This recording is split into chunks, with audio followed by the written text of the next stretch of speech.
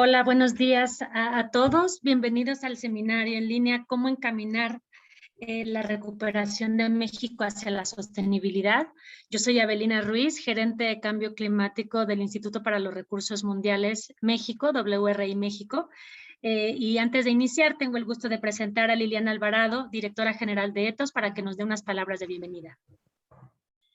Hola, muy buenos días a todas y todos. Bueno, pues antes que nada, quiero agradecer a las personas que se han conectado a este espacio a través de Zoom, pero también Facebook, y por supuesto a las y los panelistas de lujo que nos acompañan esta mañana. También quiero agradecer al World Research Institute, con quien estamos coorganizando este evento. Y bueno, pues el día de hoy vamos a presentar y también discutir los resultados del reporte Panorama de la recuperación en México ante la pandemia por la COVID-19.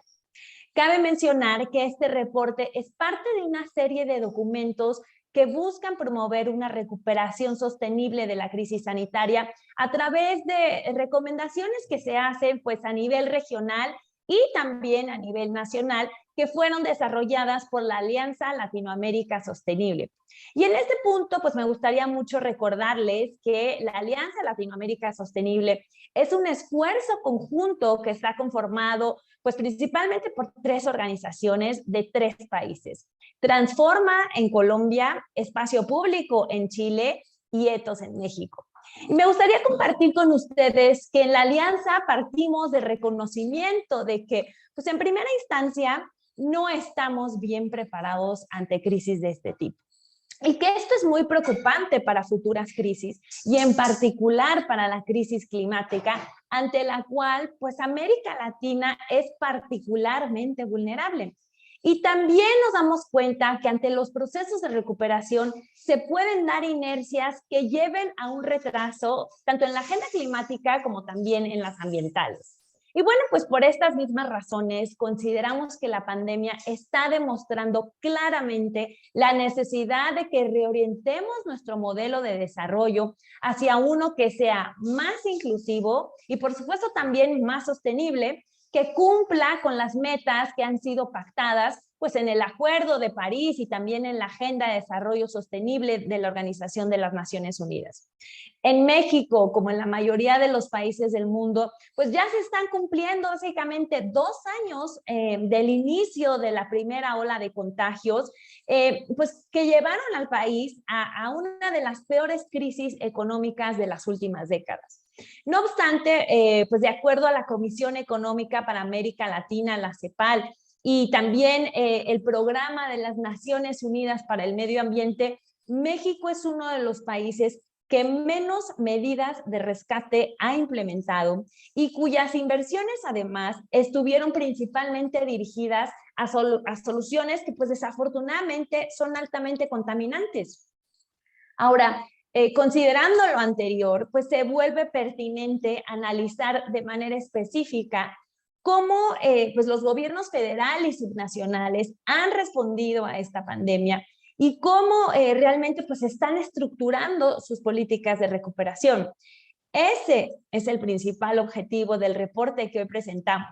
Y adicionalmente, pues tendremos también una presentación por parte de Transforma de Colombia sobre lo que han sido los avances en la política de recuperación en dicho país.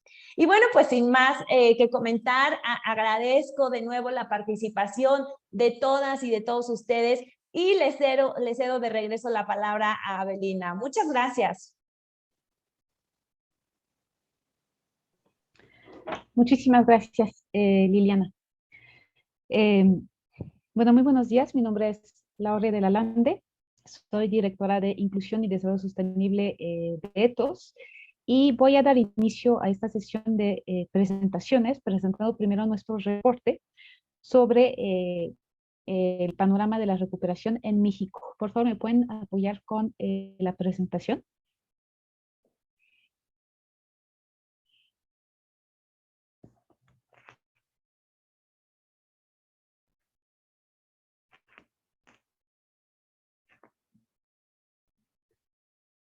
Muchísimas gracias. La que sigue, por favor. Bueno, este reporte parte de la revisión de más de 80 documentos para tratar de entender cuál es el panorama de la recuperación en México. Entonces, para eso revisamos diagnósticos, análisis de varios reportes que se han emitido y complementamos esta parte con entrevistas a funcionarios de alto nivel, de Hacienda, Economía principalmente, y también a funcionarios de ciertos gobiernos estatales. Está el caso de la Ciudad de México, Jalisco y Yucatán. El objetivo de este reporte es tratar de entender qué es lo que qué es lo que han hecho el gobierno federal y los gobiernos estatales frente a esta situación de pandemia, cuáles han sido las medidas más de corto plazo que han implementado, que son aquellas medidas de rescate, pero también cuál es un poco su visión de largo plazo en términos de reactivación económica, que son las medidas que llamamos medidas de recuperación. Y en el tema de recuperación nos interesa en particular ver qué tan sostenible ambientales o climáticas han sido este tipo de medidas, tomando en consideración que la crisis por la pandemia está demostrando la necesidad de transitar hacia otros modelos de desarrollo y sobre todo volvernos cada vez más resilientes frente a las próximas crisis, pensando evidentemente en la crisis climática. La que sigue, por favor.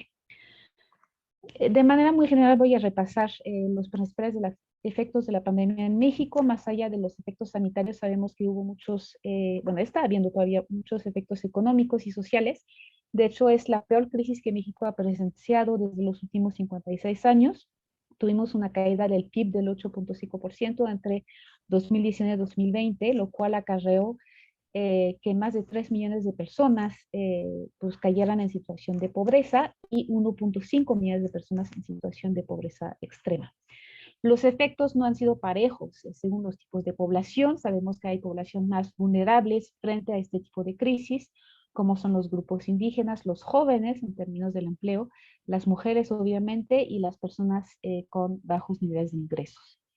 Y en términos geográficos, tampoco ha sido homogéneo a lo largo del país los efectos de la pandemia. Regiones que han sido más afectadas son las rurales por su condición de aislamiento, el hecho de que no tengan un buen acceso a servicios públicos y en este caso a servicios de salud. Pero también las regiones urbanas con mayor densidad de población pues han tenido una afectación importante debido a un mayor número de contagios. Y obviamente también sabemos que las zonas cuya economía está basada en el turismo han sido gravemente afectadas por la crisis. Ahora, ¿qué es lo que ha hecho, perdón, ahora, cuáles han sido los efectos ambientales de esta pandemia? Bueno, la verdad es que es difícil saberlo porque hay muy pocos datos sobre este tema, pero podemos con algunos reportes tener un acercamiento. Un reporte que hizo CONAFOR muestra que hubo un fuerte grado de deforestación durante la pandemia, principalmente debido a la tala ilegal. De hecho, México se encuentra en los 10 primeros países con pérdidas de bosques primarios durante la pandemia, lo cual se debe en gran medida a una menor vigilancia por parte del sector público durante una gran parte de la pandemia. Y otro dato interesante o más bien preocupante es que en las regiones con mayor degradación ambiental coinciden con las regiones con mayores niveles de decesos por la COVID. Eso se debe a que la degradación ambiental pues está debida o se relaciona con contaminación del agua de las cuencas o mala calidad del aire, es decir, de manera general condiciones sanitarias bastante desfavorables que hacen que las consecuencias de la enfermedad pueden ser más graves. Ahora, ¿qué es lo que han hecho y están haciendo los gobiernos a nivel federal y estatal? Voy a empezar por el nivel federal. Quisiera mencionar primero que se anunció un plan de reactivación económica por parte de la Secretaría de Economía 2021. No obstante, el documento con las medidas detalladas no está disponible y no nos ha sido posible tener acceso a reportes de seguimiento detallados sobre este plan. Entonces, hay un cierto desconocimiento en torno a esta medida. No obstante, podemos observar que el gobierno federal ha seguido 4 líneas principales, ¿no? Bueno, está siguiendo 4 líneas principales durante la pandemia. Y la primera es que se ha fortalecido su política de austeridad republicana. Debido a la pandemia no se han implementado algunas medidas tributarias que se iban a implementar, lo cual hizo que los ingresos fiscales no aumentaran, siguen siendo en niveles bastante bajos. Eso, aunado al rechazo por parte del gobierno federal a contraer deuda, ha implicado que tuviéramos fuertes reducciones presupuestarias, digamos, aún más acentuadas que las que habíamos estado presenciando desde el inicio del sexenio. En términos de rescate o de medidas de corto plazo, lo que podemos decir es que el gobierno federal, digamos, se apoyó sobre su estructura existente de programas sociales, principalmente los programas de transferencia directa, para, digamos, estar garantizando que las poblaciones más vulnerables tuvieran acceso a cierto tipo de protección social. Eso explicó por qué hubo cambios mínimos a la política social existente. De hecho, solo se creó un nuevo programa de rescate a las microempresas y más bien se fortalecieron o se adaptaron programas que ya existían. Si hablamos de medidas de más largo plazo, es decir, ya con una visión de recuperación, de la misma manera, el gobierno federal trató de fortalecer o consolidar en este contexto proyectos ya existentes antes de la pandemia y en particular los megaproyectos. Eso debido al hecho de que desde la perspectiva del gobierno federal permitan generar empleo a largo plazo y por consiguiente pues reactivar la economía nacional. También hubo y está habiendo inversiones en temas de infraestructura entre el sector privado y el sector público, principalmente en los sectores de comunicación y transporte y en el sector de energía. ¿Qué nos muestra todo eso? Bueno, que la línea política de este sexenio que se planteó ya desde el 2018 es considerada por parte del gobierno federal como una respuesta idónea ante la crisis. Y eso explica en gran medida por qué en México no han habido tantos cambios en términos de políticas públicas como lo podemos ver en el caso de otros países frente a la pandemia. La que sigue, por favor. Ahora, todo eso, ¿qué implicaciones ha tenido para el sector ambiental? Bueno, el sector ambiental no ha sido exento, obviamente, de las reducciones presupuestarias. Calculamos que más o menos un 7% del presupuesto público para el ramo ambiental se redujo entre 2019 y 2020. Y aquí estoy presentando algunas de las principales dependencias afectadas. Estamos observando también un problema que denominamos de erosión institucional para el sector ambiental. Como lo saben, existe un proyecto por parte del Ejecutivo de desmantelar y traspasar las funciones de dos institutos ambientales de suma importancia para el país, que es el INTA y el INEC. Y por otro lado, otro hecho, digamos, que llama la atención es que con la priorización de los megaproyectos se están otorgando autorizaciones provisionales para echar a andar este tipo de obras sin tomar en consideración las buenas prácticas de llevar a cabo estudios de impacto ambiental que fueran, digamos, con dictámenes positivos. Todo eso podemos decir que pone en riesgo, ¿no? Lo que son los compromisos nacionales e internacionales de México en términos ambientales y en términos climáticos. Y finalmente no podemos dejar de mencionar el tema de la reforma energética, que también es sabido que está muy probablemente tendrá fuertes afectaciones ambientales y climáticas. Esta reforma, ¿qué es lo cuáles son sus principales efectos analizados hasta el momento? Bueno, le da un papel protagónico a la Comisión Federal de Electricidad para todo lo que es la política energética. Y sabemos que la CFE no es el actor más idóneo para impulsar, digamos, procesos de transición energética hacia una descarbonización, ¿no? de la economía del país. Otro elemento es que se está centralizando la toma de decisiones en materia energética. Eso impide que haya, digamos, actores con cierto contrapeso que podrían estar impulsando iniciativas de producción de energía más limpia. Y está priorizando la producción eléctrica a través del uso de combustóleo. y de diésel, lo cual se estima que va a generar más, digamos, adicionalmente 50% de emisiones de gases de efecto invernadero por parte del sector eléctrico, lo cual también va a tener consecuencias en términos de enfermedades respiratorias. Con eso cerramos con la parte federal, con esta conclusión de que las prioridades ambientales y de cambio climático tienen poca cabida en la política de recuperación a nivel federal. Ahora, ¿qué es lo que está pasando a nivel estatal? Bueno, los estados de manera general, como lo saben, pues carecen muchas veces de estructuras institucionales o de recursos económicos para poder planear, sobre todo frente a una crisis de este tamaño, ¿no? No obstante, este hecho, observamos que sí hubo en algunos estados intervenciones diseñadas específicamente para atender la pandemia, un total de 667 intervenciones en los sectores de economía, salud y alimentación. Ahora, quisiera hacer un zoom específico en 3 estados, porque estos estados han mostrado ser exitosos en términos de empujar una agenda climática y ambiental en el contexto de la pandemia. Y son la Ciudad de México, Jalisco y Yucatán. Algunas de las medidas que han implementado estos estados, no son todas, son algunos ejemplos, han sido, por ejemplo, insertar criterios de sostenibilidad en reglas de operación de programas de subsidio que se han diseñado para el contexto para atender la pandemia. En otros casos, se han impulsado medidas y proyectos de movilidad sostenible en los contextos urbanos.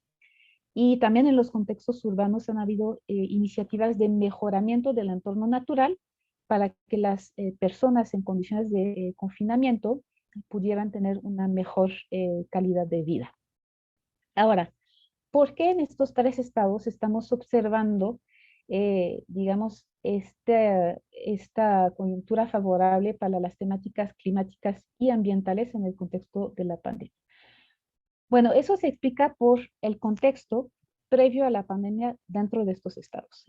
Por un lado, son estados que cuentan con actores públicos con una visión de sustentabilidad muy clara y previa a la pandemia, ¿no? Ya estaban manejando una agenda ambiental y climática fuerte, y ya esta agenda ya estaba hasta cierto punto posicionada dentro de las políticas del Estado. También son casos donde los presupuestos y estructuras institucionales no se han reducido demasiado, sí se han reducido, pero no han sido reducciones tan drásticas.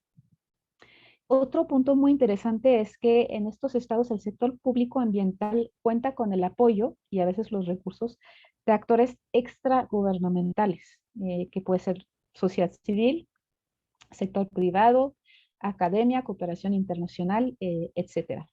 Y eso es debido a que, digamos, estos funcionarios que trabajan para la parte ambiental cuentan con muchas capacidades para promover su agenda ambiental, hacer labor de convencimiento y gracias a ello poder establecer este tipo de alianzas.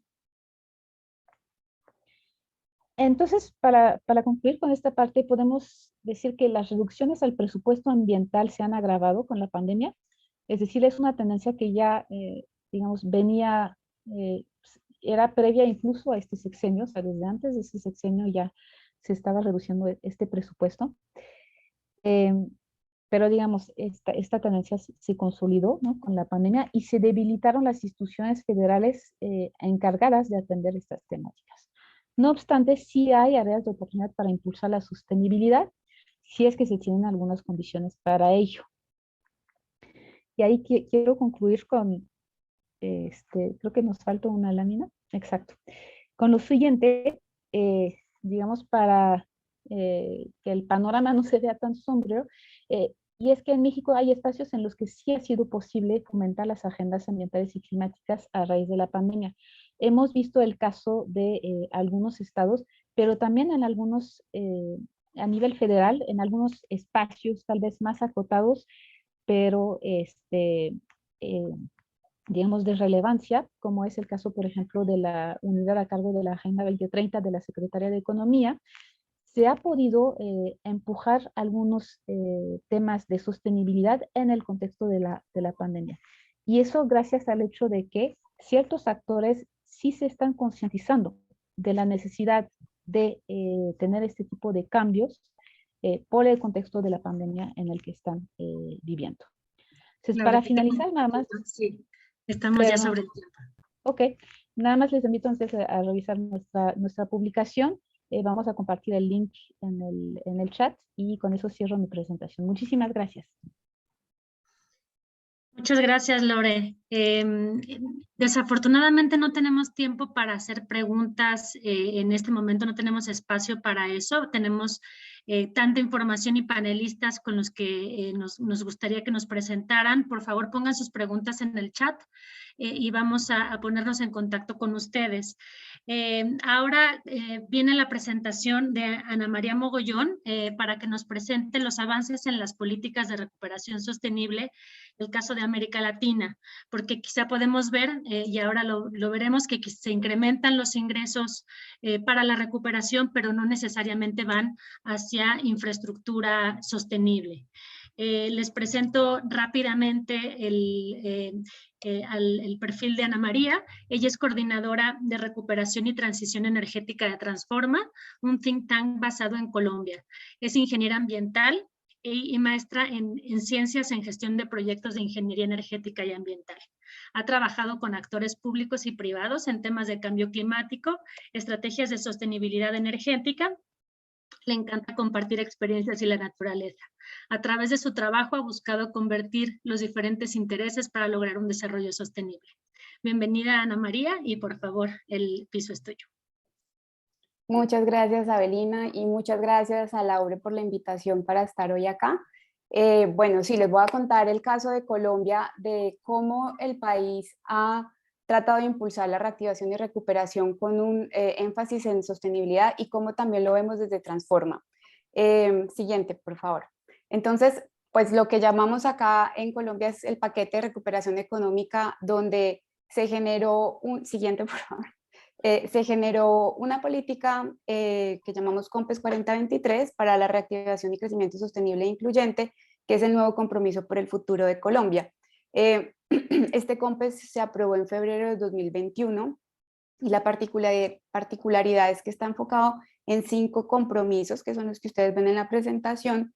Tiene un compromiso particular con el crecimiento limpio y sustentable, y en general estas medidas que se plantean en el COMPES o en esta política tienen un enfoque de implementación a 2026. Fue un paquete de medidas que se construyó con más de 500 participantes, tanto públicos como privados y en territorios, y se retomaron políticas actuales y en marcha previo a la pandemia. No sé si es de conocimiento de ustedes, pero pues también vimos que, bueno, actualmente en Colombia estamos en un proceso electoral, vamos a cambiar de presidencia ahorita en agosto, y pues principalmente las medidas que se vincularon en esta política, aunque algunas tienen un horizonte de implementación a 2026, la mayoría tratan de terminar su implementación en 2022. Y respecto al compromiso por el tema limpio y sostenible, el crecimiento limpio y sostenible, pues por ejemplo hace mucho énfasis en proyectos de transición energética, pero también encontramos que hay proyectos, por ejemplo, de generación térmica, y esto pues, pues esto también vemos que el gobierno tiene esta inercia de seguir vinculando la reactivación y la recuperación sostenible con uso de combustibles fósiles. Entonces, bueno, siguiente, por favor. El gobierno dentro de esta política, pues, priorizó 551 proyectos que más o menos equivalen a generar 2,6 millones de empleos, con una inversión de, esta cifra es gigante porque no en pesos colombianos, pero equivale a más o menos 36.000 millones de dólares, aproximadamente el 12% del PIB del país. Lo importante resaltar acá es que esta cifra se ve muy grande, pero esto también apalanca inversión privada, no solamente es inversión pública, principalmente, por ejemplo, en proyectos de infraestructura, todos los proyectos de infraestructura energética que son principalmente solares y eólicos, vendrían de la inversión privada. Siguiente, por favor. Luego de esta política macro que generó el país, donde priorizó estas medidas, También se trabajó dentro del componente de sostenibilidad una estrategia de reactivación económica sostenible y resiliente. Esta estrategia se publicó en diciembre, digamos que es una estrategia que trata de vincular esas acciones de reactivación y recuperación del país para que tengan una visión a 2030 y que estén alineadas con la contribución nacional determinada del país. Se enfoca en 3 ejes principales, como ustedes ven: infraestructura y ciudades sostenibles, bioeconomía y soluciones basadas en la naturaleza. Esta estrategia la generó el Departamento Nacional de Planeación, que el equivalente sería como un Ministerio de Planeación Nacional. Siguiente, por favor. Dentro de cada uno de los pilares, solo para pues, darles una información general, por ejemplo, en infraestructura y ciudades sostenibles está todo lo vinculado con vivienda y edificaciones, infraestructura de transporte, infraestructura energética. Siguiente, por favor. Bioeconomía, que es una... siguiente, por favor. Bioeconomía, que es una temática que este gobierno ha querido priorizar y trabajar, también como transición energética, pues es un concepto nuevo que pues lo quieren posicionar a nivel de diversificación de la economía, y pues en estos 3 ejes principalmente: apropiación social y generación de conocimiento, mercados y cadenas de valor, y arreglo regulatorio e institucional. Siguiente, por favor. Y el siguiente, bueno, el último es soluciones basadas en la naturaleza, que también es un componente o un concepto que es novedoso para que a nivel de políticas públicas se esté planteando, y dentro de este componente de la estrategia buscan la protección y conservación de ecosistemas estratégicos, gestión del cambio climático en la agricultura, soluciones naturales en ciudades y espacios urbanos, y capacidades para la formación de proyectos de soluciones basadas en la naturaleza, porque tanto bioeconomía como estos son conceptos nuevos y también hay que asegurar que existan las capacidades técnicas en el gobierno para poder formular estos proyectos y financiarlos en estas 2 temáticas. Siguiente, por favor. Ya nosotros desde Transforma hicimos también un análisis tanto del paquete de recuperación general como esta estrategia que se denomina más a largo plazo para Colombia. Y dentro de la Alianza Latinoamérica Sostenible hemos trabajado en un concepto que llamamos recuperación justa y resiliente, y lo que hicimos fue un análisis en el marco de 4 prioridades que tenemos para la estrategia. Siguiente, por favor. Estas prioridades, bueno, ustedes las van a ver en especie de semáforo, son la prioridad de no regresión, la proyección en el largo plazo, la carboneutralidad y la resiliencia en general. Lo que tomamos fue de las temáticas principales que se estaban viendo dentro de la política nacional y la estrategia de reactivación y repotenciación sostenible, que son bioeconomía, naturaleza, energía y transporte. Estas cómo se veían alineadas dentro de cada una de estas prioridades que dentro de la Alianza Latinoamérica Sostenible venimos analizando, tanto para la región como para cada uno de nuestros países que conformamos la alianza. De manera general, pues analizamos 37 medidas que son las que tienen un enfoque de sostenibilidad. Bioeconomía, pues ya les comenté, es un tema relativamente nuevo, entonces pues cumple con la de no regresión porque no habría como un punto de referencia anterior a la pandemia, pero digamos que es un concepto y hay todo una misión en el país y un plan, una estrategia para poderlo incorporar. Lo único que falta es que no se le ha dado como esa análisis de cómo cuando implementemos los temas de bioeconomía, cómo podríamos estar también buscando esa contribución o ese aporte a la contribución nacional. Entonces hay que trabajar alrededor de eso. También de manera general, transporte ha sido de los sectores que ha generado políticas dentro de este periodo, buscando más sostenibilidad en el sector, hacia otros modos de transporte, buscando también, por ejemplo, lineamientos verdes para la infraestructura vial. En el tema energético, aunque les contaba que sí se están promoviendo proyectos de energía eólica y solar, pues sí se ve esta inercia del sector en la implementación de proyectos de generación térmica y ampliación también del uso del gas natural, y esto pues no estaría en concordancia para promover otras soluciones cero carbono en el largo plazo. Y en naturaleza también hay que reforzar más esa proyección a largo plazo, o por lo menos 2030, para que estas medidas tengan más énfasis en cambio climático. Siguiente, por favor. Adicionalmente, en Colombia, pues al anterior, por favor. Gracias. En Colombia, bueno, también hicimos un análisis de cómo estas medidas de reactivación y recuperación sostenible del país se están alineando con la Agenda Climática Nacional, cómo sí se vinculan estas medidas y cuál podría ser esa oportunidad para que las medidas de los paquetes de recuperación aporten a la agenda climática.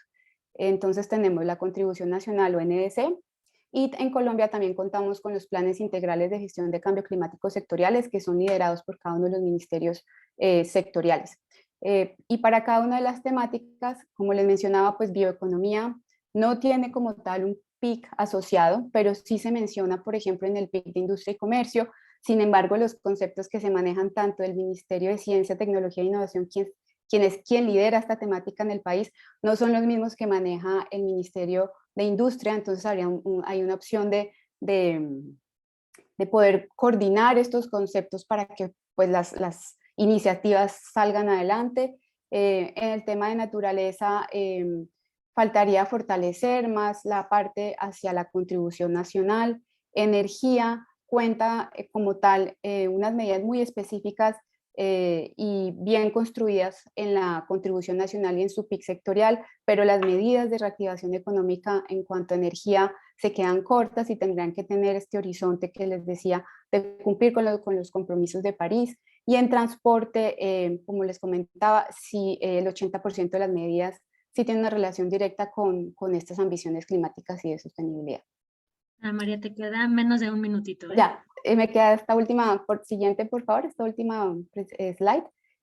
Y solo para comentarles que en el marco de este trabajo que venimos haciendo en Colombia y con el Departamento Nacional de Planeación, justo hace una semana tuvimos un taller donde buscamos estas sinergias de las diferentes acciones y medidas que viene implementando el país con buscar mayor ambición y cómo generar insumos para el Plan Nacional de Desarrollo, porque estamos en este proceso de cambio de gobierno y podemos ir construyendo mayor ambición, mayor enfoque de cómo los paquetes de recuperación pueden contribuir a la reducción de emisiones de gases de efecto invernadero y a la adaptación al cambio climático. Entonces quería terminar acá. Muchísimas gracias por el espacio y pues si tienen preguntas, mucho gusto podemos contestarlas por el chat. Muchas gracias, Ana María, y felicidades. Me parece que es un caso de éxito que tenemos que mirar con cuidado para el caso de México. Ahora pasamos más a nuestro panel, que está conformado, me da mucho gusto que están aquí amigas y amigos. Sofía Hernández, directora general de Transversalidad y Gobernanza Territorial de la Secretaría de Medio Ambiente y Desarrollo Territorial del Gobierno de Jalisco. Mucho gusto en verte, Sofi. Pasaremos ahorita a la serie de preguntas y a platicar con ustedes. Presento también a Alfredo González, encargado del Secretariado Ejecutivo del Consejo Nacional de la Agenda 2030 para el Desarrollo Sostenible y director general de Coordinación Territorial de Trámites y Servicios de la Secretaría de Economía. Hola, Alfredo, gusto en saludarte y bienvenido. Carla Mas, asesora para la región y cogestora de la iniciativa Reactivación Transformadora. Mucho gusto, Carla, y bienvenida al panel. Bueno, pues acá tenemos, va a ser una dinámica de 2 sesiones de preguntas de 4 minutos cada uno para responder. Y empezamos, si te parece bien, Sofía, con una pregunta para ti. Como vimos y como presentó rápidamente Lore, el gobierno de Jalisco ha establecido medidas de recuperación sostenible para hacer frente a la pandemia. Y un elemento que llama la atención fue la cooperación interinstitucional entre la CEMADET, entre la Secretaría de Medio Ambiente y la SEDECO, la Secretaría de Desarrollo Económico. ¿Nos podrías comentar cómo se realizaron estos esfuerzos y de manera específica cómo surge y se busca esta colaboración pensando en una recuperación sostenible con la Alianza Empresarial por el Clima?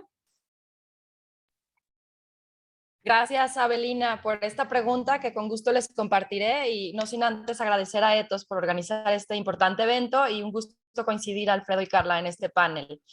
Me gustaría iniciar esta intervención con una pequeña reflexión porque precisamente con esta es como iniciamos como el gancho de cómo trabajar con la Secretaría de Desarrollo Económico y con otras instituciones más en las que vamos construyendo juntos esta visión y cómo articularla para tener una economía sostenible y un desarrollo sostenible. Y es precisamente que los problemas ambientales como tal no existen.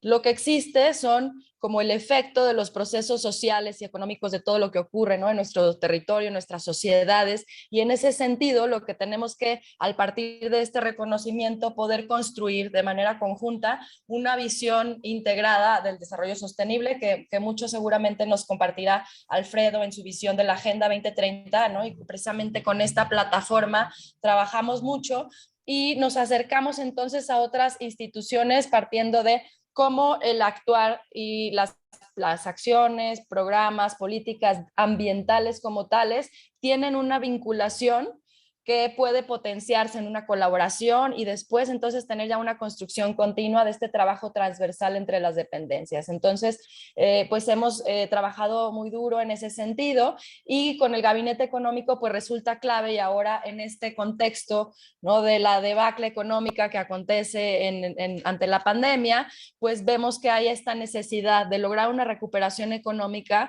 pero el cómo desde la visión de un desarrollo sostenible esta recuperación debe ser verde y debe tener este impulso por una economía distinta, ¿no?, más sostenible. Y si bien ya existían programas de apoyo con ciertos criterios ambientales, sí fue una gran oportunidad de potenciar el que estos programas tuvieran esto ya no solo como un punto extra que suma para ser elegible a un apoyo, sino en muchos casos ya un requisito, ¿no?, tener un cumplimiento normativo y de trámites, o más aún el que tu proyecto o lo que estás proponiendo para recibir el apoyo sea algo que abone de manera directamente a esta agenda verde. Entonces también ahí se creó un programa que es el Incentivo Verde y que iba dirigido a esta transición, ¿no?, productiva hacia modelos más sostenibles. Entonces, después del acercamiento con la SEDECO y el Gabinete Económico en general, se dio de manera natural un acercamiento con el sector privado.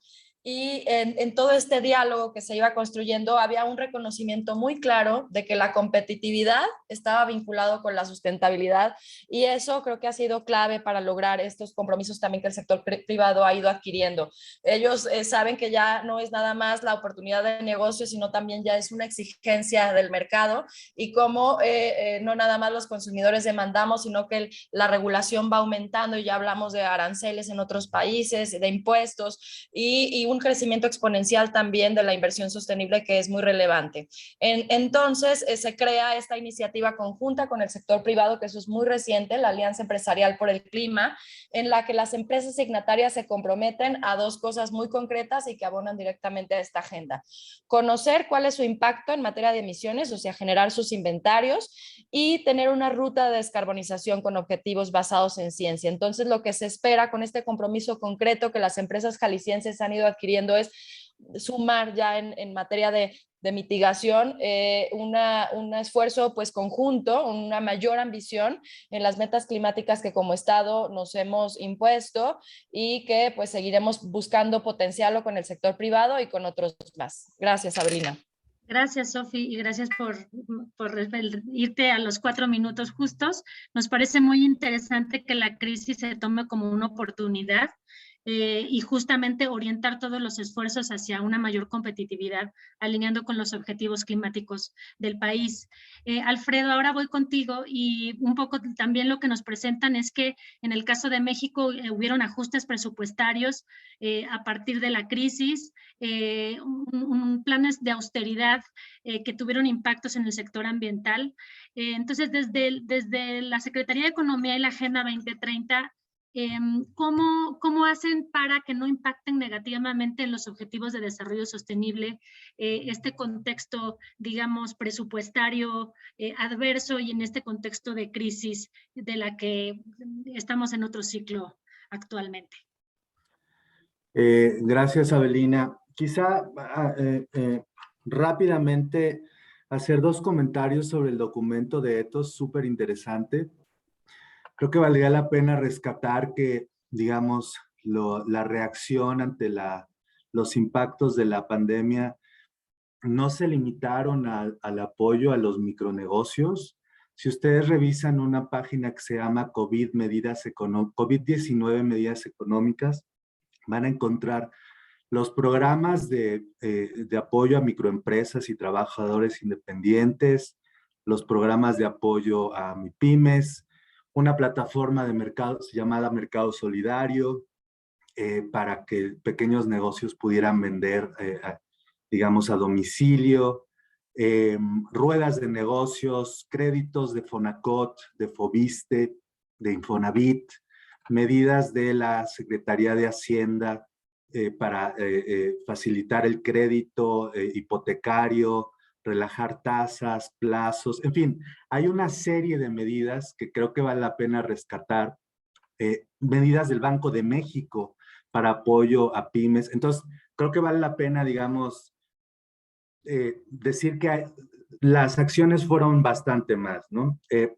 Luego, la segunda cosa que quisiera decir es que sería interesante saber por qué CFE no es idónea para liderar la transición energética, como se anuncia o como se explica, o no se explica, mejor dicho, nomás se dice, porque hay que darle profundidad a esta conversación, ¿no? Entonces, bueno, dicho esto, cosas que se están haciendo precisamente es buscar fuentes alternativas de financiamiento. Una cosa que me gustaría destacar, muy, muy importante, es justamente la emisión de 2 bonos sostenibles en 2 años consecutivos.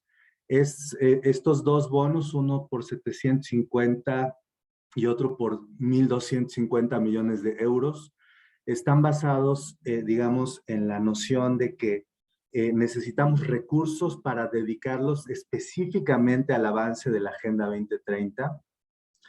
Y estos bonos los conseguimos gracias, uno, a la, digamos, a la estructura de gobernanza de la Agenda 2030 en este país. Hay un Consejo Nacional conformado por las 19 secretarías del Gobierno de México, que por cierto sesionó ayer para reportar las contribuciones a la agenda de cada una de ellas.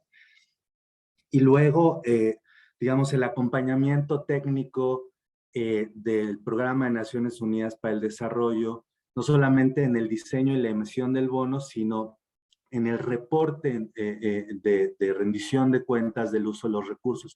Entonces, hay varias cosas, pero yo diría que una de las más importantes es justamente, digamos, aprovechar o descansar en el compromiso institucional con la Agenda 2030 para con eso atraer recursos nuevos para dedicarlos al avance en esta agenda. Entonces, quizá lo dejaría un poco por ahí y nada más para cerrar diría que cuando hablamos de austeridad republicana no hay que confundirnos, no se trata, no es una austeridad a la europea, digamos. De lo que estamos hablando en México no es de que el Estado se está contrayendo, digamos, en perjuicio de la mayoría de la población, que es esa otra idea de austeridad. Aquí estamos hablando de que el gobierno reduce su gasto excesivo, genera ahorros y redistribuye para privilegiar el gasto en la población históricamente más rezagada en términos socioeconómicos. Yo creo que eso es súper importante. Somos un país de 127 millones, con 43% de población en pobreza, con desigualdades históricas muy arraigadas y donde se está invirtiendo para generar posibilidades de crecimiento en lugares, en regiones donde no había infraestructura antes. Entonces, creo que se está buscando nivelar el piso en términos de la distribución del gasto, hacerla más progresiva, en términos de las posibilidades de crecimiento regional y en términos de la relación entre el Estado y otras actoras clave, privadas en particular, en sectores clave de la economía como es la industria eléctrica. Entonces, creo que hay que verlo como más grande para entender. En ese marco, entonces, hay opciones de política muy específicas para enfrentar estas restricciones estructurales de gasto, dada la pandemia, porque eso sí es cierto, nos distrajo un montón de gasto para atender las consecuencias de la pandemia en todo el mundo. Y una de esas, digamos, herramientas de política que yo destacaría en este momento serían la emisión de bonos sostenibles. Lo dejaría ahí por ahora, Avelina. Muchas gracias. Gracias, Alfredo. Sí, muy interesante. Yo creo que vale un poco rescatar, tener cuál es la estrategia general de los gobiernos nacionales o estatales para poder justamente integrar estas prioridades sociales, pensando en como principios fundamentales la equidad, la justicia, pero también la resiliencia y el reto de emergencia climática que tenemos, ¿no? Entonces, teniendo este paraguas que es un poco la NDC del país, la estrategia a largo plazo, entonces yo creo que es mucho más fácil poder avanzar y alinear presupuestos en ese sentido. Pero yo no soy la panelista el día de hoy, entonces dejo la palabra ahora a Carla. Desde tu perspectiva, ¿cómo ha sido esta alineación de los paquetes de recuperación frente al COVID con los compromisos climáticos de los países de América Latina? Hola, hola Avelina, muchas gracias por la pregunta y también muchas gracias a Laure por invitarme a participar de este interesante panel. Yo quisiera, antes de entrar de lleno a la pregunta, quizás contextualizar dos elementos que me parecen clave en todo este análisis sobre sinergias y vínculo entre NDCs y medidas o paquetes de reactivación. Lo primero es que me parece relevante poner en contexto que los compromisos climáticos o las contribuciones nacionales son herramientas que establecen los países para la descarbonización de las economías, es decir, que el desacople de los sistemas económicos de las emisiones de gases de efecto invernadero, pero también las NDC son planes para favorecer la adaptación de los países a los efectos, los impactos del cambio climático en sectores estratégicos. Y lo que hemos visto desde que digamos, explota la pandemia, es que la mayoría de los análisis responden al componente de mitigación, es decir, cómo las medidas o paquetes de estímulo tienen un relato o un correlato en el aumento de la reducción de gases de efecto invernadero, pero no vemos análisis respecto de cómo estas medidas tienen un efecto en la capacidad de respuesta a la adaptación de los países al cambio climático. Y a mí me parece que eso es relevante poner en consideración porque la región es una región altamente vulnerable al cambio climático, con baja capacidad de respuesta y con economías sumamente primarizadas, o sea, sobre la base de recursos naturales. Entonces, si bien analizamos esta sinergia o coherencia que existe entre las NDC y los paquetes de reactivación, nos falta todo un componente que tiene que ver con adaptación todavía de analizar. Eso me parece importante dejar sobre la mesa. Y el otro tema es que las necesidades financieras para impulsar economías verdes o amigables con el clima son absolutamente abrumadoras. Entonces, si bien los países cuentan con recursos y aparecen una gran oportunidad a través de la pandemia de acceso a recursos nacionales e internacionales, no van a ser suficientes para poder realmente hacer esta transición. Y esta transición sí va a requerir de una solidaridad internacional sostenida, efectiva, oportuna. Y con esto no digo que las acciones de los países de América Latina van en el sentido correcto, sino que para la consecución de los objetivos climáticos es un concierto internacional que tiene que promoverlo y generar directrices muy claras para eso. Entonces, ya para ir de lleno a la pregunta, ojalá que me quede un minuto, quizás muy breve, decir que la coherencia entre los objetivos climáticos y las acciones de recuperación en América Latina es muy, muy, muy baja. Lo comentaba Laure, ha habido una caída sostenida en los presupuestos del sector ambiental y una orientación muy poco favorable a acciones en relación a esa cartera. De hecho, se estima que hay una relación entre 4-1 en favor de medidas de alta intensidad carbónica o que favorecen economías carbonizadas en contra de opciones más verdes. Entonces vemos que realmente tanto en la respuesta inmediata como en la recuperación de largo plazo no vamos en la senda correcta. De hecho, hay análisis del PNUMA que dice que, si no me equivoco, que es como menos de un 0,5% de las medidas establecidas de largo plazo serían convergentes con los objetivos climáticos en la región. O sea, estamos realmente en un escenario en que se necesitan hacer cambios o reflexionar respecto de hacia dónde estamos trazando la recuperación y cuáles son los lock-in a los que vamos a estar, los que estamos asumiendo a raíz de las medidas que se están estableciendo en los países. Y quizás el último punto que me parece importante antes de devolverte la palabra es que casi el 80% del gasto entre marzo de 2020 a diciembre de 2021 fue al transporte tradicional basado en combustibles fósiles. justamente el sector que emite la mayor cantidad de gases de efecto invernadero y que requiere hacer una transición rápida y efectiva hacia otros sistemas sistemas de transporte energizados a través de otras fuentes energéticas. Y bueno, sí, hay situaciones en Ecuador, por ejemplo, súper graves, promoviendo rondas petroleras, rondas mineras, en situaciones en las que Ecuador en particular tiene una capacidad a través de los bosques en la Amazonía sumamente interesante para poder trazar otras sendas de desarrollo. Y lo dejo ahí, perdona si me tomo un poco más de tiempo. No, muchas gracias, Carla, y muy interesante y digamos, desalentador de alguna manera saber que a pesar de que hay más ambición en términos de LTS, NDCs y compromisos, al final las inversiones siguen yéndose a la industria fósil, entonces hay mucho por hacer todavía para dar una narrativa sobre los empleos, el potencial de empleos, que son mucho mayores en energías, en caso de transporte público, más que en vialidades. Por poner un caso. Pero regreso con Sofía, que es de los casos inspiradores que tenemos hoy. El reporte identifica algunas condiciones que son necesarias para que los estados promuevan la recuperación económica con un enfoque de sostenibilidad, liderazgo político, incrementar o mantener los recursos públicos para el sector ambiental, colaboración del sector privado.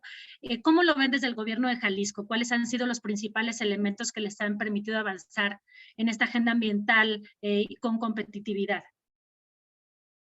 Gracias, Avelina. Pues bueno, creo que hay muchos elementos clave, pero una que aunque ya lo mencionamos en este panel, reiterar, la visión de un desarrollo sostenible es uno de los elementos clave, además de los otros que enlistaste, que tiene que ser como parte de todas las acciones y políticas y programas que tengan esta visión transversal. O sea, un segundo elemento sería transversalizar todas estas acciones para entonces lograr sinergias, ¿no?, en todos los esfuerzos.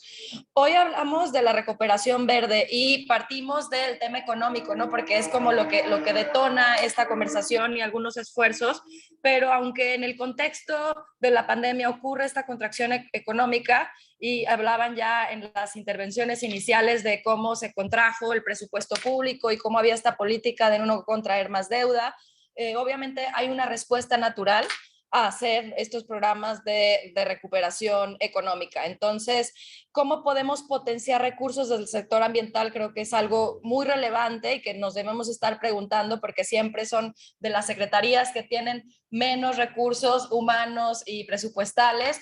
Y entonces, si partimos desde este reconocimiento que insistí al inicio de mi otra intervención, del valor del territorio y de los recursos naturales y que eso tiene una vinculación con el desarrollo social y en este caso también económico, entonces la tarea de conservar el territorio y los recursos no es de una secretaría y no es de un sector. Hay que hilar fino, hay que ir fortaleciendo capacidades tanto dentro del funcionariado público, pero también con el sector privado y avanzar de la mano para poder entonces ir construyendo el cómo poder hacer inversiones y acciones en la implementación ya con esta visión no más transversal.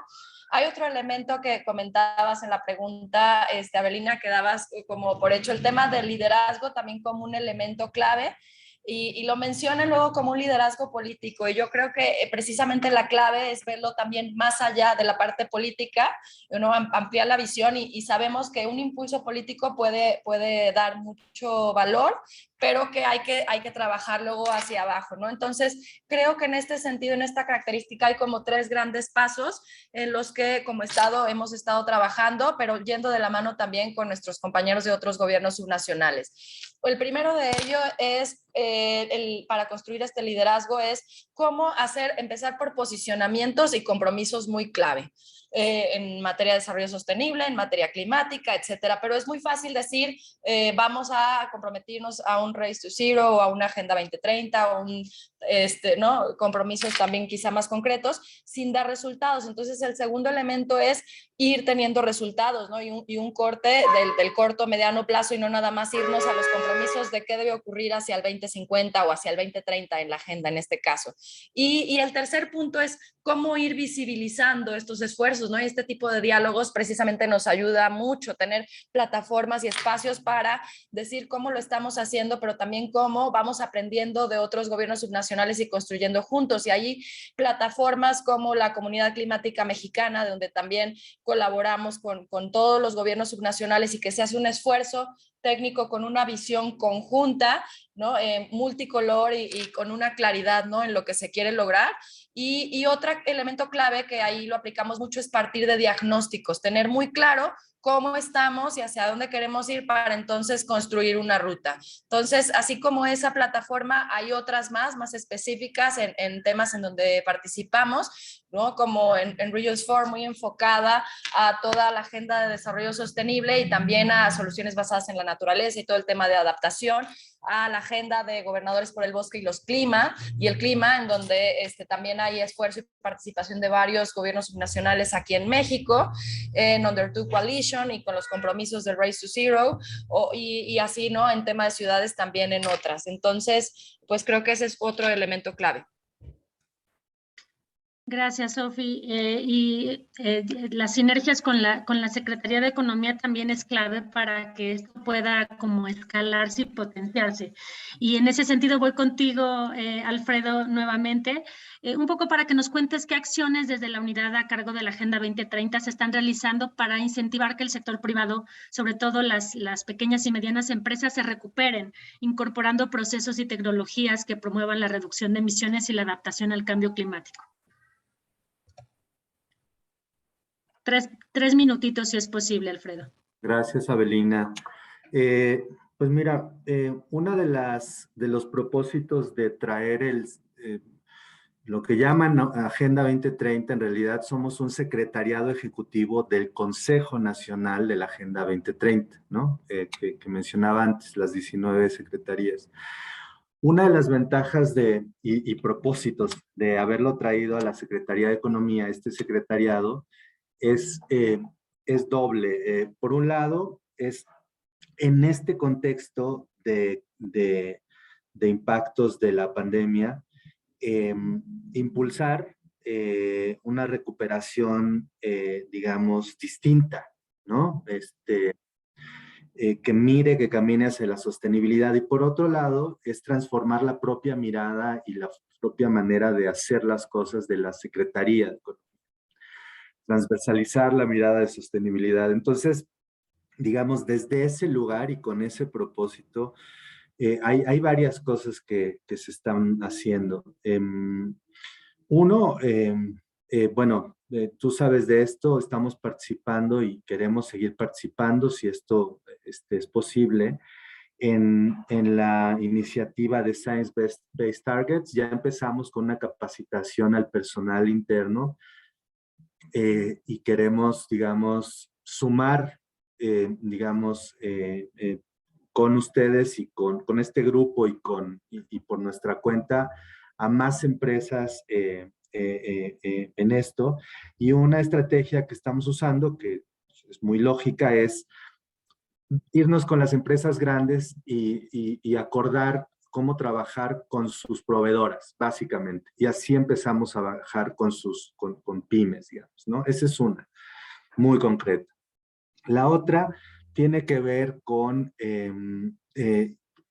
cosas nuevas que estamos impulsando. Una es electromovilidad. Obviamente, esta secretaría está liderando un ángulo fundamental que tiene que ver con toda la cadena, con el contenido nacional, la relación con Estados Unidos y la política interna de Estados Unidos en términos de subsidios, o por lo menos en la propuesta de Build Back Better, esto estaba así, digamos.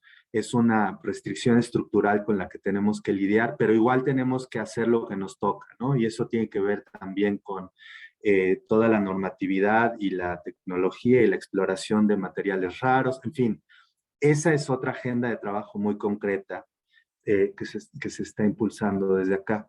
La tercera es economía circular, ¿no? Estamos en la discusión, lo vamos a estar trabajando en el Consejo a través de sus comités, del Comité de Medio Ambiente este año, nos lo acaba de aprobar el Consejo ayer, y vamos a, digamos, a proponer una ruta y obviamente hemos estado participando en las discusiones sobre la propuesta de ley de economía circular, y se está discutiendo una propuesta de norma oficial mexicana en la materia, ¿no? Lo otro es el trabajo más de comunicación y digamos, de impulso en general con el sector privado. En noviembre, un poco antes de la COP que acaba de pasar, pudimos impulsar un posicionamiento del Consejo Coordinador Empresarial con rumbo a la COP. Esto fue un acto público, se puede encontrar en la web. Digamos, esperamos poder seguir trabajando con ellas porque quien está entrando a dirigir el CCE a partir de este año, ya tenía una agenda con nosotras desde el año pasado cuando estaba en Concamín. Entonces, creemos que ahí hay un montón de cosas que se pueden hacer y estamos en estas conversaciones una vez que pase toda la etapa de transición de ellas. Y estas son algunas cosas. Quizá nada más cerraría diciendo que algo que decía Carla es bien importante, y no lo decía con estas palabras, pero lleva a eso, me parece. Necesitamos contextualizar lo que pasa en este país y entender cómo está pasando esto en países comparables, Colombia, la mayoría de los países latinoamericanos, países de ingreso medio en otras regiones.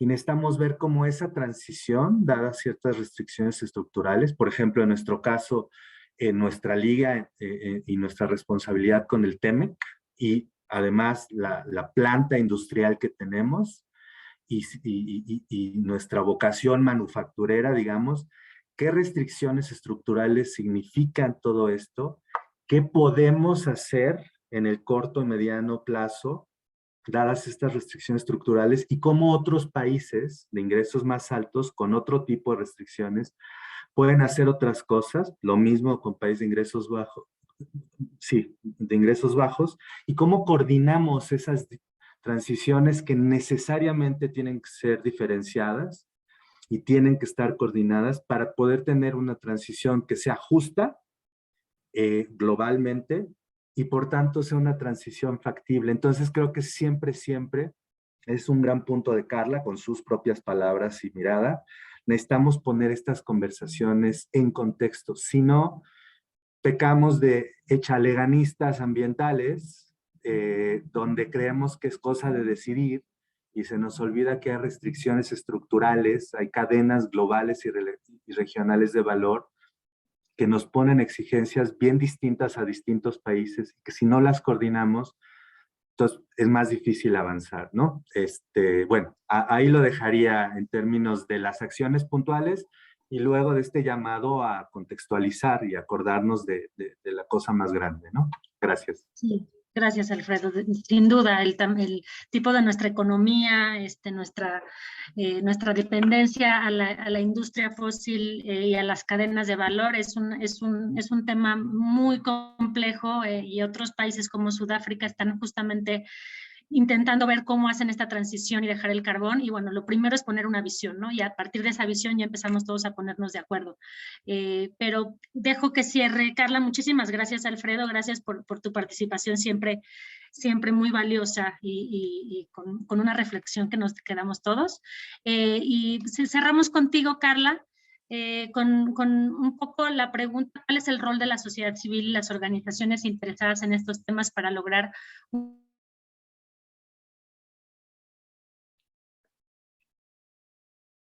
una mayor discusión pública y política en torno a la... Sí, sé que estamos 5 minutos pasado de la hora, así que voy a hacerlo muy breve. Quizás yo quería también contextualizar y decir que históricamente, digamos, la sociedad civil tiene un rol de empujar y presionar agendas, o sea, y ese es un rol que sigue estando en las espaldas de la sociedad civil, entendida la sociedad civil en su amplio espectro, no solamente ONGs o fundaciones, sino que también sindicatos, grupos de fe, universidades, incluso el sector privado. Entonces, somos un grupo muy importante en esta presión y en mover los límites de las conversaciones. Entonces, creo que ese es el rol que siempre deberíamos de poder llevar adelante, y en particular en materia de la conversación que nos convoca. Yo creo que uno de los roles fundamentales a los cuales estamos llamados, la sociedad civil interesada en pensar en un nuevo mundo, en efectivamente lo que dijo Alfredo al final, en trazar esta visión de hacia dónde queremos ir y qué tipo de sociedades queremos construir, sobre la base de las crisis en las que estamos ya habitando, climática, social, muchas veces política también en nuestros países, bueno, ya vemos que en Europa del Este también, de equidad. Entonces sobre la base de eso tenemos un rol muy importante de convocar, proponer y abrir espacios de discusión, y creo que a nivel local se dan condiciones para poder reunir a grupos de actores interesados en estas conversaciones y interesados en una nueva forma de relacionarnos con el mundo natural y con el mundo social, tras objetivos comunes y tras soluciones de múltiples propósitos. Esa convergencia de soluciones es clave. Ya no podemos ver con lentes sectoriales las soluciones o las problemáticas, sino que realmente tenemos que empezar a tener visiones muchísimo más holísticas para poder llegar a los resultados esperados, ¿no? Entonces, eso lo diría como convocar, proponer, abrir espacios. Otro rol que me parece fundamental, voy a comentar sobre este y uno más para cerrar un poco, para no alargarme mucho más, es que la sociedad civil tiene un rol importante en legitimar o no las medidas. Y eso claramente a través de una serie de tácticas que la sociedad civil puede utilizar, pero sí es relevante volver a empoderarnos en ese sentido y tener claro de que somos un tercer pilar en esta sociedad y que podemos otorgarle legitimidad social a las medidas que se implementan. Y la convergencia, nuevamente, de muchos actores puede tener un rol muy importante en eso. Entonces, si vemos que nuestro gobierno efectivamente están promoviendo la infraestructura fósil, lo que van a ser activos varados en el futuro, tenemos la posibilidad de realmente buscar maneras y estrategias para frenarlo, dado que no es una medida que como sociedad civil vemos legítima. Y por último, quizás algo que me parece relevante es que necesitamos construir un discurso público para proponer una nueva normalidad. Es clarísimo que no podemos volver a como estábamos antes de la pandemia, ya lo mencionaba, una convergencia de múltiples crisis, y ahí hay que poner una visión del futuro en el esfuerzo de la convergencia de múltiples actores. Entonces, la sociedad civil tiene un rol muy, muy fundamental que jugar en ese sentido de proponer visión, proponer soluciones, buscar opciones de convergencia. Ya es tiempo de la convergencia, ya no podemos seguir trabajando ni en parcela ni en tensión, sino que buscar estos esfuerzos donde hay objetivos comunes, soluciones conjuntas, etc. Y quizás mi último segundo para decir, mandar las felicitaciones a la Convención Constituyente en Chile, porque se acaban de aprobar el día de ayer los derechos de la naturaleza, lo que a todos los chilenos que trabajamos en esta agenda nos genera un sumo regocijo ver que Chile se une a los países de la región donde, al menos a nivel discursivo o declarativo, tenemos a los derechos de la naturaleza en nuestra Constitución. Así que felicidades a Chile. Felicidades a Chile. Y yo la verdad no agregaría nada más, me parece como muy alentador tus últimas palabras, Carla. Agradecemos a todos que estemos aquí justamente formando esta nueva narrativa y discurso público en la agenda pública, y les invito a que vayan a la página de Ethos y revisen el documento que acaba de salir y sigamos pensando en cómo son las alternativas para vernos en un mundo más justo, más resiliente para todos y con un futuro para todos y todas. Muchas gracias a todos y todas y nos vemos en la que sigue. Muchas gracias por la invitación. Hasta luego. Gracias, que estén muy bien. Cuídense. Hasta luego.